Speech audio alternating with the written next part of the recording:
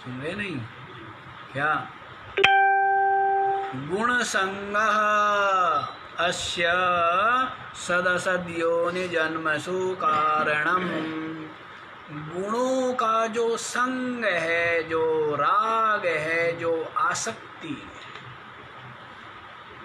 सुख दुख और सुख दुख के जो हेतुभूत साधन, उनका जो संग है, आसक्ति है, वही अस्या पुरुषस्य इस जीव के सद असद योनि जन्मसु कारणम। सद असद योनियों में जन्म का कारण है। सद असद योनियों में जन्म का कारण क्या है? गुणों का संग, गुणों की आसक्ति, गुणों की आसक्ति ही कारण है। सदयोनि क्या है और असदयोनि क्या है? जो देव आदि योनियां हैं उनको सदयोनि कह दिया है, और जो पशु आदि योनियां हैं उनको असद योनि कह दिया है, और सद असद जो मनुष्य योनि है इसको सद असद योनि कह दिया।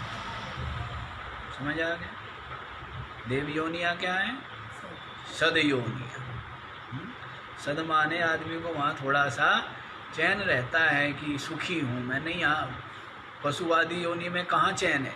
देखते नहीं है कैसे बिल्कुल इतना सजग रहना पड़ता है। थोड़ी सी भी आवाज़ आए मेंढक क्यों छलांग लगाता है, थोड़ी सी आवाज़ आए सर्प यूँ दौड़ता है, दौड़ते हैं ना, प्राण बचाने के लिए कैसे भागे फिरते रहते। हिरण देखो कैसे छिपता है, नहीं? तो इसलिए वहाँ क्या है, उनको असद योनि कह दिया है। हर समय बस यही ख्याल में रहना पड़ता है। और देवता योनि में ये चैन है, थोड़ी सी निर्भयता है, हर समय भय नहीं है, थोड़ा निर्भयता है, इसलिए उनको क्या कह दिया? सद योनि कह दिया। और मनुष्य योनि क्या है? दोनों ही बात है, हैं? सद भी असद दोनों है ना, थोड़ा सा सुख भी है, थोड़ा दुख भी, मिलजुल के चलता है। खट्टा मीठा है, गुजराती खाने की आदत पड़ गई है, दाल में भी मीठा है, हर चीज़ में मीठा, सब्जी में मीठा है, ढोकला थेबड़ा है, सब में मीठा, नहीं? हाँ, तो मीठा भी नमकीन दोनों चाहिए ना। हाँ, तो वैसे ही यहाँ पर भी है। सद असद योनि क्या है? यही है आदमी की, खट्टा मीठा चलता रहता है, कुछ खट्टा कुछ मीठा चलता रहता है ना। तो गुणों का जो संग है, गुणों में आसक्ति, वही इसके जन्म मृत्यु का कारण है, सद असद योनि। और जो गुणों का संग नहीं करते, असंग रहते हैं, परमात्मा का संग करते हैं, परमात्मा चिंतन करते। कपिल जी ने ये तो कहा है ना, क्या कहा है? गुणेषु सक्तम बंधाय रतम व पुंसी मुक्तये।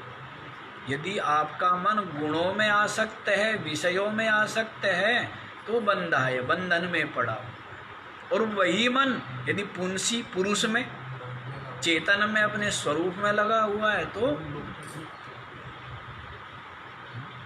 अब अज्ञानी संसारी जीव तो ये सोचते हैं कि महाराज ये बनाया किस लिए है, जब ये भोगना ही नहीं, इनका स्वाद ही नहीं लेना, तो ये बनाया किस लिए है ना? ये इसलिए बनाया है वैराग्य की, इसलिए बनाया है। इनको देखो और ये देखो कि इनमें सुख नहीं है, क्या है? दुख ही है। सुख तो जो है भांग तमाकू पीने में भी लगता है, लेकिन जब तक नशा है तभी तक, तो फिर क्या है? तो उसमें सुख है क्या? लोग शराब आदि पीते हैं, सुख मानते हैं ना उसमें, तभी तो पीते हैं, लेकिन वो सुख है क्या? वैसे ही ये जो विषय है, ये जो सब रस है, षड रस और बाकी भी संसार के रस, सबके सब रस क्या है? खट्टे हैं, विरस ही है ना? ऐसा विचारवान समझता है। और वो परम रस जो अपनी आत्मा है उसकी प्राप्ति का उपाय। कभी हो जाए विवेक होना है, विवेक हुए बिना तो काम बनना नहीं। इस जन्म में विवेक हो जाए या लाखों करोड़ों अरबों वर्षों में जाके विवेक हो जाए, जब तक विवेक नहीं होगा जूते लगते ही रहेंगे। क्या? सर पर जूते पड़ते ही रहेंगे। और विवेक हो गया तो क्या हो गया? अब जूते पड़ेंगे क्या? हैं? अब वो अलग बैठ गया, तमाशा देख। अन्यथा तो निरंतर जूते पड़ते रहेंगे। भय के, काम के, क्रोध के, लोभ के, बंधन के, राग के, द्वेष के जूते जूते पड़ने। भय, चिंता, क्लेश, अशांति, असंतोष, दुख, पीड़ा, कष्ट, जूते जूते हैं ना। कितने जूते पड़ते रहते आदमी के। जूते पड़ रहे हैं लगातार। हाँ तो देख लो। जैसे रस आप बता रहे रस ले, रस के लिए बता रहे ना, तो अगर रस किसी चीज़ में आ रहा है तो उस समय भी ये अवेयरनेस है कि मैं तो आत्मा हूँ, इंद्रिया रस ले रही। तो ये तो ज्ञान के बाद की स्थिति है। पहले ये नहीं सोचना चाहिए। पहले ये करने का मतलब है अपने आप को भ्रम धोखे में रखना। इसलिए बताया है आरंभ के साधक को वस्तु का त्याग करना है। आरंभ के साधक को शुरू में क्या करें? वस्तु का त्याग करें, और फिर इतना वैराग्य बढ़ाए कि वस्तु का नहीं, उस वस्तु में जो राग है वो भी छूट जाए। और जब तत्वनिष्ठा हो जाए उसके पश्चात है ये सहजता की स्थिति, उसके पश्चात है। लेकिन वो फिर विषयों में इंद्रियों को रस लेने या राग के कारण प्रवृत्ति नहीं है। उसकी जो प्रवृत्ति हो रही है विषयों में, या तो क्या होगा? कर्तव्य पालन के लिए होगा, या समाज शिक्षा के लिए होगा, या फिर जो है किसी अन्य पुरुष की इच्छा से होगा। उसकी विषयों में प्रवृत्ति रस लेने के लिए नहीं, राग पूर्विका नहीं है।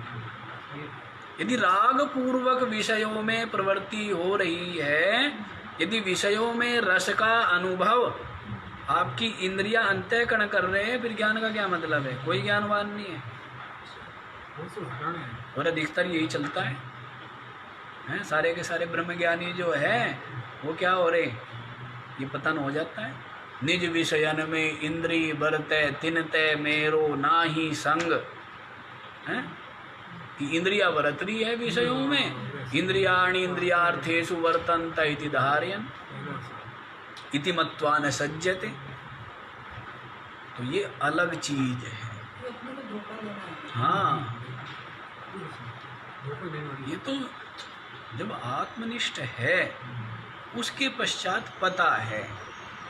यदि वो प्रवृत्ति हो भी रही प्रारब्धानुसार, पहली बात तो प्रारब्ध कारण बनेगा, और उसमें भी लोक संग्रह, लोक शिक्षा या समाज की व्यवस्था का पालन मात्र के लिए उसका कोई प्रयोजन नहीं। यदि विषयों में सुख आ रहा है, सुख बुद्धि बनी हुई है, तो फिर ज्ञान का मतलब क्या है?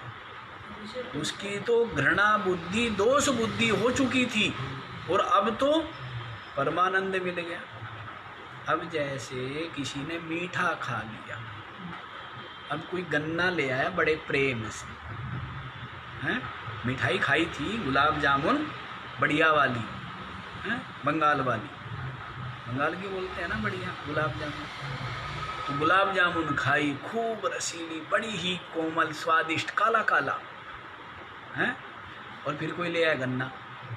क्या ले आया? गन्ना ले आया। इच्छा तो होगी, चूस लेते हैं, नहीं होगी ना? लेकिन वो लाया है कोई भाव से, हैं? उसकी इच्छा है कि जी आप, तो कहते हैं ठीक है। लेकिन आप ये बताओ उसको स्वाद आएगा क्या? यदि वो खा रहा है, स्वाद आएगा? तो स्वाद पूर्वक प्रवृत्ति कैसे हो जाएगी? स्वाद आएगा ही नहीं, स्वाद आएगा ही नहीं। स्वाद आ रहा है, इसका मतलब सीधी सी बात है गुलाब जामुन का स्वाद नहीं मिला, खाया नहीं है। यदि विषयों में प्रवृत्ति, और ये मैंने तो गन्ना कह दिया, नहीं तो करेले की बात कहना था या नीम की बात कहता मैं। गन्ना कह दिया थोड़ा सा रखने के लिए कि कोई गुलाब जामुन खा ले और फिर सेठ जी उसके सामने रख दो नीम की चटनी, हैं क्या रख दी, खाएगा? हैं जी कड़वा कर दिया मेरे, तो जीभ जो है वो कड़वी कर दी, ऐसा है। तो इसलिए समझना, ये सब चीज़ें समझनी पड़ती है। क्यों? क्योंकि दुनिया को दिखाने से मतलब नहीं है। दुनिया आपको समझदार कहे या बुद्धिमान कहे या ज्ञानी कहे, वो कुछ नहीं है, उसका कोई मूल्य या महत्व नहीं है। महत्व इस बात का है कि मेरा मन कितना शांत है, मेरी इंद्रियां कितनी संयमित है और मेरी आत्मनिष्ठा कितनी है या नहीं है। व्यवहार में मैं कितना साक्षी असंग बना रहता हूँ, निरंतर अपनी आत्मा को देखता हूँ, ये मेरे को देखना है। कोई मेरे को क्या मान रहा है क्या नहीं, उससे कोई फर्क नहीं पड़ता है।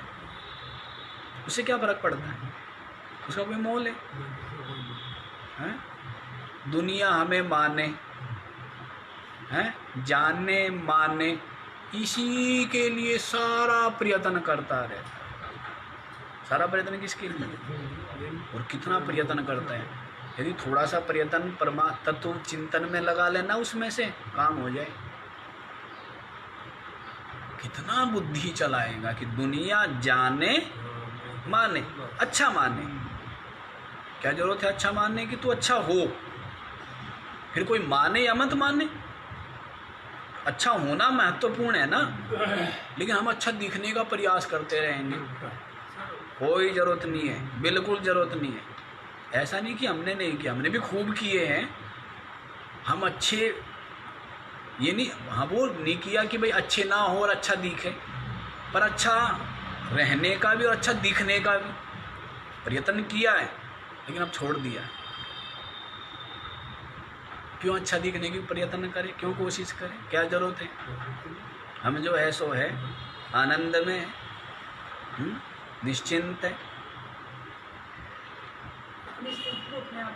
हाँ, तो केवल अपना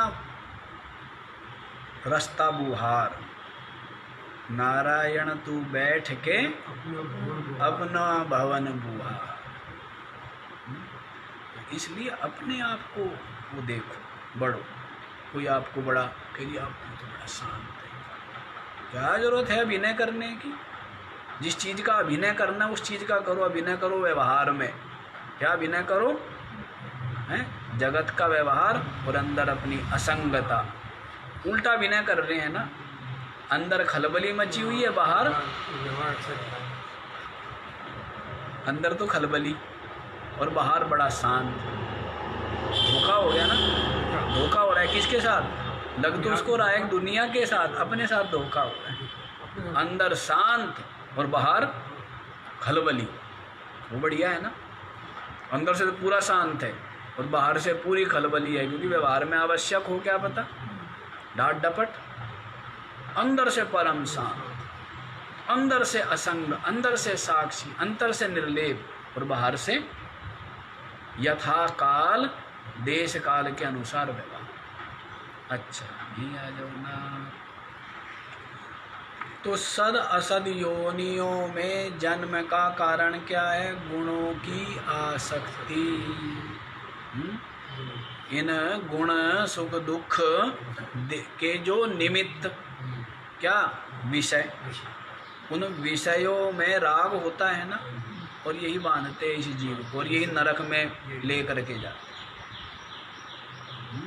ये विषय जो है ये क्या है?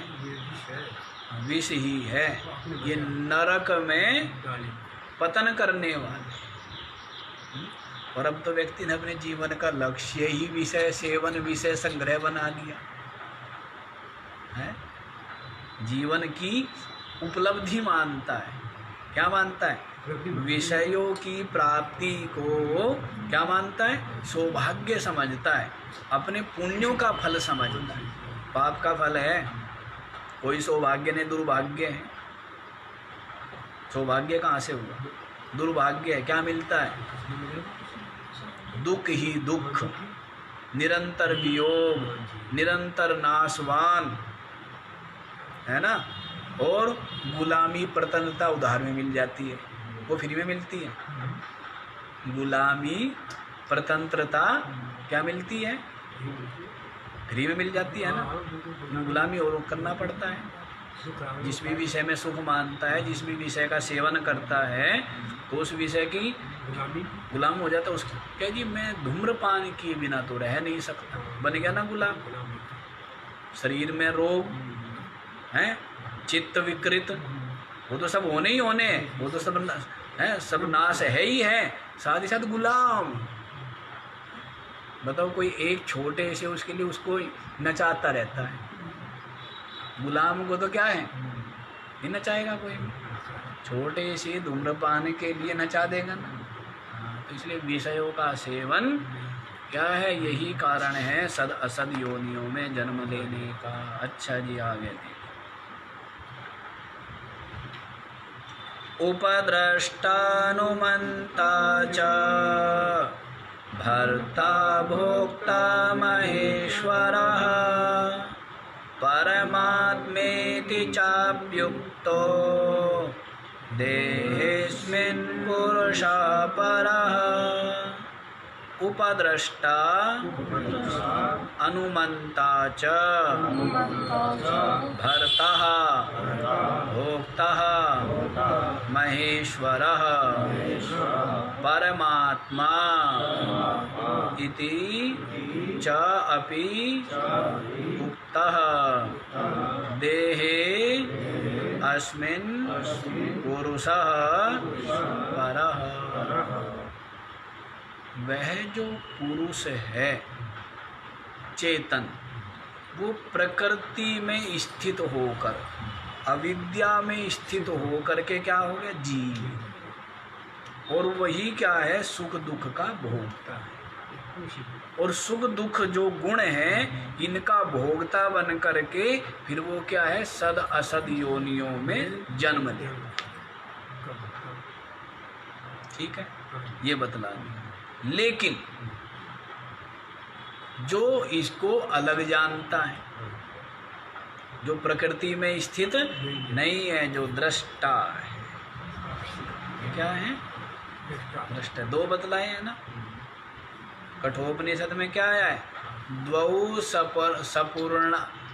सपूर्णौ सयुजा सखाया समानम वृक्षम परिसस्वजाते। आगे तयो अन्यम पिप्पलम स्वादमत्ति अनश्नन्यो अभिचाकसीति।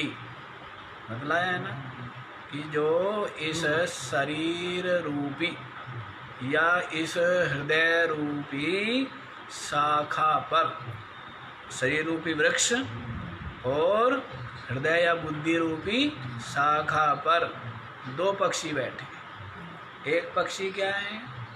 पिप्पलम स्वादमत्ति, जो खा रहा है। एक पक्षी क्या है? अनश्नन अन्यो अभिचाकसीति, दूसरा खाता पीता नहीं, केवल देख रहा है। जो केवल तो जो खा रहा है वो क्या है? जीव। और जो देख रहा है वो कूटस्थ, वो साक्षी। खाने वाला जीव, भोगने वाला जीव, और जो केवल दृष्टा है अभिचाकसी, अनश्नन अभिचाकसी, न खाते हुए केवल। तो वास्तव में अब उसका स्वरूप बतला रहे। क्या बतला रहे? उपद्रष्टा, वह जो पुरुष है, परपुरुष, वो क्या है? उपद्रष्टा। उपद्रष्टा माने ये जो देखने वाली इंद्रिया है, या जो भी इससे तो केवल रूप को देखते हैं, शब्द को सुनते हैं, श्रोत्रेंद्रिय से शब्द को देखते हैं, देखने लगा लो, नासिका से गंध को देखते हैं, रसना से रस को देखते हैं और त्वचा से स्पर्श को देखते हैं। तो देखने वाले तो ये हुए जो उपद्रष्टा है, जो समीप में बैठ करके या उनका भी जो दृष्टा है। इंद्रियों के द्वारा अंतःकरण के अंतःकरण के द्वारा इंद्रियों के माध्यम से जो विषयों का दर्शन आदि प्राप्त होता है उसका क्या है, वो उपद्रष्टा है। एक दृष्टा होता है, क्या है, उपद्रष्टा, देखने वाले ये, और जो दूर बैठ के देखता है, दूर मतलब थोड़ा सा समीप, थोड़ा सा दूरी से अलग। एक तो जैसे युद्ध हो रहा है वहाँ भी देख रहे हैं, एक थोड़ा सा दूरी से देख रहा है। अब जो वहाँ युद्ध देख रहा है वो उसको भय भी है ना, जो वहीं पर देख रहा है, कभी कोई बाण मेरी तरफ भी ना आ जाए। और जो दूरी से देख रहा है थोड़ा सा है, उसको कोई भय नहीं है ना, तो निश्चिंत है, वो सही सही देखता है, वो निर्भय होकर देख रहा है ना, वो क्या देखता है। तो वैसे उपद्रष्टा वो क्या है, समीपस्थ सन दृष्टा स्वयं अव्यापृतः, जो व्यापृत नहीं है, उस क्रिया में जो सम्मिलित नहीं है। बतला रहे हैं, यथा ऋत्विग यजमानेषु यज्ञ कर्म व्यापृतेषु तटस्थः अन्यः अव्यापृतः यज्ञ विद्या कुशलः ऋत्विग यजमान व्यापार गुणदोषाणाम ईक्षिता तद्वत्।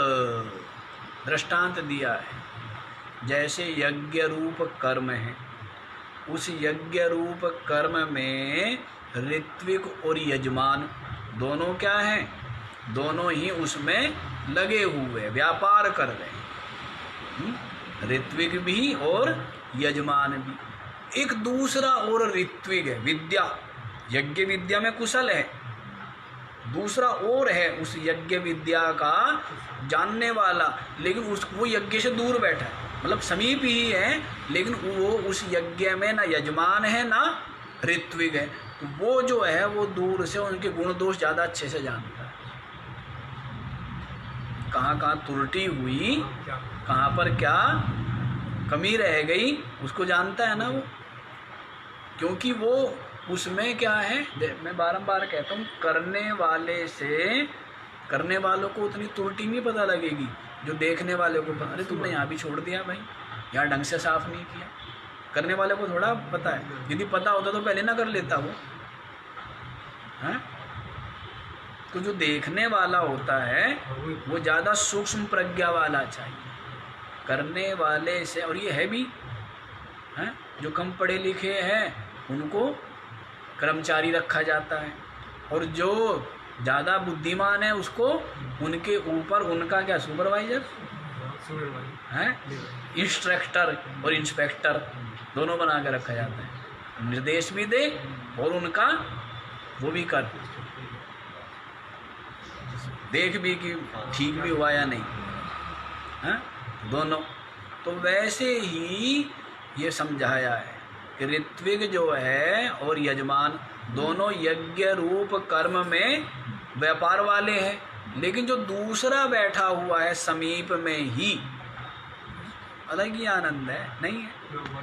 कहीं कहीं हम जैसे जाते हैं, मान लीजिए वहाँ पर हम ही मुख्य है और हमारे भक्त हैं, तो वहाँ पर उतना आनंद नहीं आता। जहाँ पर भक्त भी और हो और मुख्य भी कोई और हो, और वहाँ भी हम तमाशा देखते तो वहाँ बड़ा आनंद आता है।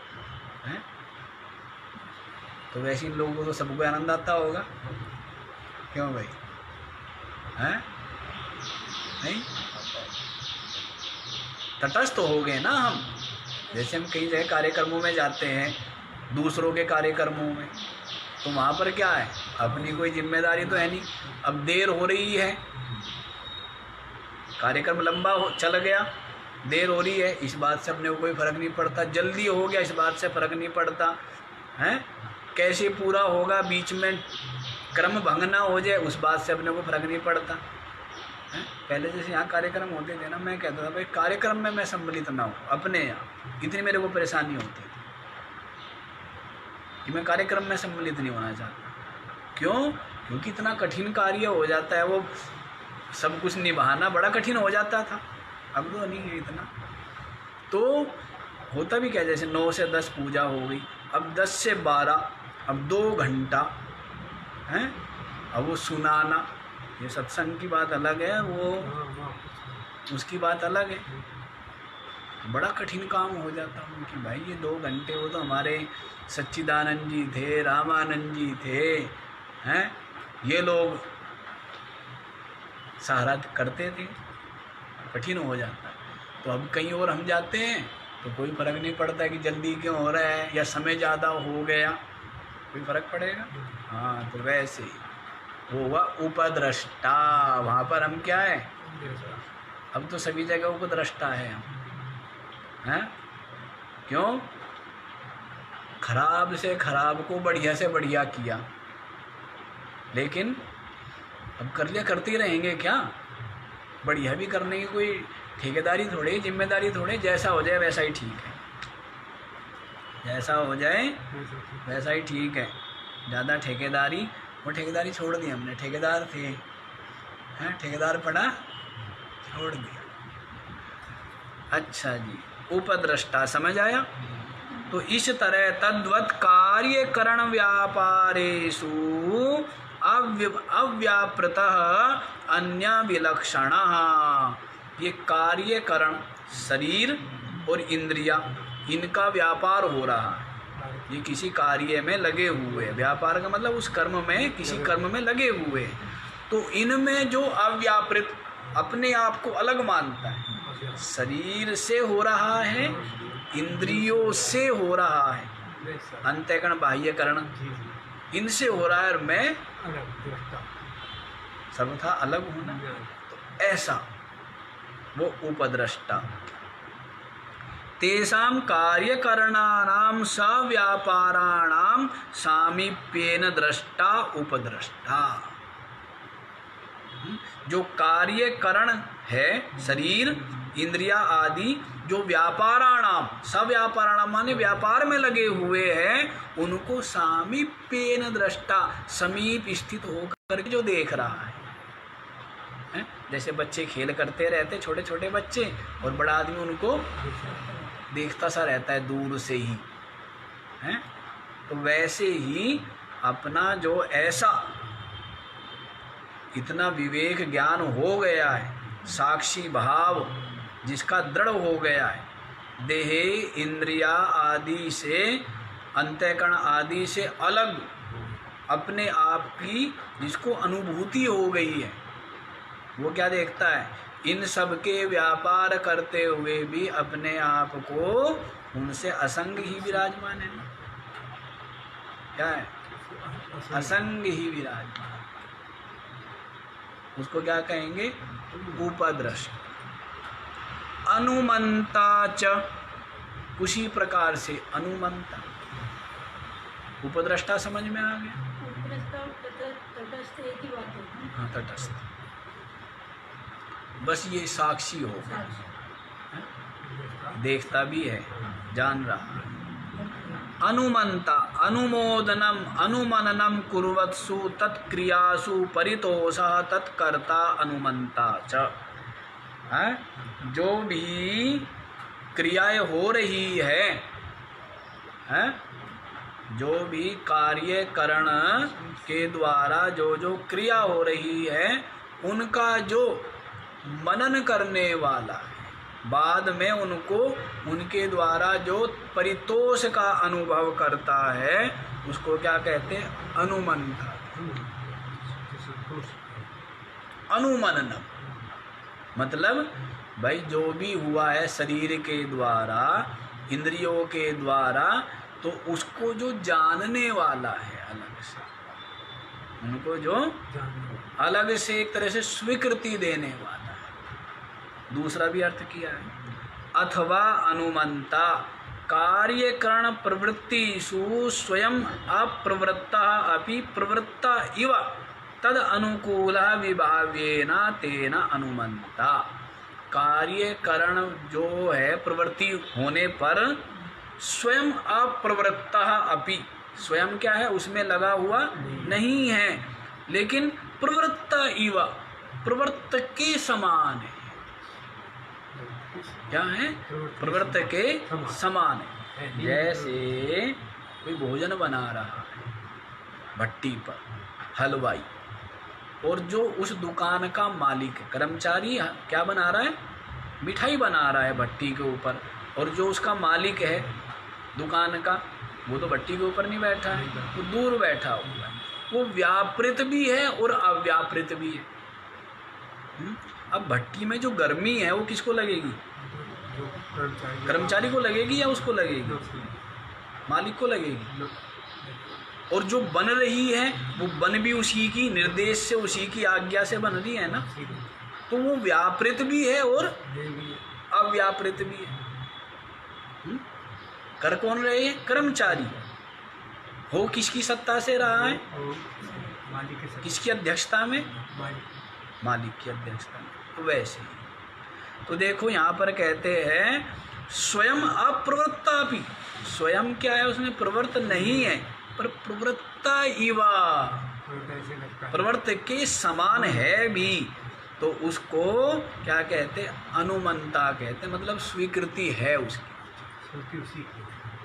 नौकर ने मार दिया कुत्ते को डंडा या भिखारी को, लेकिन मालिक की स्वीकृति है ना, मालिक की स्वीकृति है, तो दंड मालिक को भी मिलता है, नहीं मिलता है? स्वीकृति है। तो वैसे ही यहाँ पर स्वीकृति तो है ना आत्मा की, नहीं है? उसकी सत्ता के बिना तो ये क्या है, इनमें शक्ति ही नहीं आएगी, सामर्थ्य ही नहीं आएगी। तो इस तरह उपद्रष्टा, अनुमंता च और भरता क्या है? जो इनका भरण करने वाला है, देह इंद्रिय मन बुद्धि जो संघात है, तो उस संघात का जो क्या करने वाला है? भरता है, भरण करने वाला है। नहीं, ये जो शरीर है, इंद्रिया है, मन बुद्धि आदि है, चेतन के ही सत्ता से इनमें सरसता बनी हुई है, अन्यथा सबके सब जड़ है। जैसे घर में पंखा ला के लगा लिया, हीटर, गीजर, बिजली, वो गीजर, एसी, बल्ब, इतनी बढ़िया बढ़िया लाइटें सब ले आए, कनेक्शन नहीं दिया, कनेक्शन तो विलाप हुआ। तो वैसे ही देह इंद्रिया मन बुद्धि सब हो, और यदि चैतन्यात्म ज्योति इनको प्राप्त ना हो, तो ये सब के सब क्या है? निस्तेज है ना, सब ही है ना, निस्तेज जड़ है। तो इसलिए आत्मा इन सब का भरता हुआ, उसकी सत्ता से ही क्या है? इनका भरण हो रहा है। भोक्ता, और क्या है वो? भोगता भी है, वो पीछे आपको बता ही दिया है। क्या बतलाया है?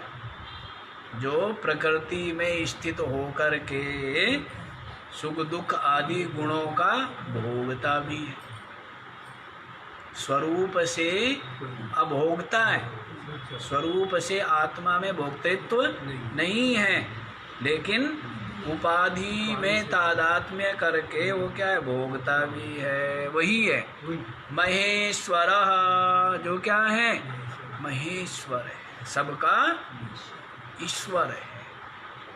परमात्मा अपि च उक्तः, उसको परमात्मा भी कहा जाता है। अपनी जो आत्मा है वही क्या है? महेश्वर है, वही भोगता है, वही भरता है, वही उपद्रष्टा है, वही अनुमंता है, और वही परमात्मा। अस्मिन् देहे परः पुरुषः, इस शरीर में वही परम पुरुष जो है, वही परमात्मा, वही भरता, वही भोगता, वही महेश्वर, वही उपद्रष्टा, वही अनुमंता है। तो प्यारे कहाँ ढूंढ रहा है उसको? कहाँ ढूंढ रहा है? लोक परलोक में ढूंढ रहा है ना। कहाँ ढूंढ रहा है? लोक परलोक में ढूंढता रहता है, ईंट पत्थरों में ढूंढता रहता है। कहाँ बैठा है? तेरी अपनी आत्मा ही, तेरी अपनी आत्मा ही वह परमात्मा है। अब तू पता नहीं कहाँ भटक रहा है। घर में बैठा हुआ है, हैं महाराज, और ढूंढता फिर रहा है उसको, हैं? ऐसी जो है वो मूढ़ता है। तो बाकी का विचार कल करेंगे। इसका भी करना था थोड़ा और, लेकिन समय भी ज़्यादा हो गया, तो आज इतना ही रखो। ओम पूर्णमद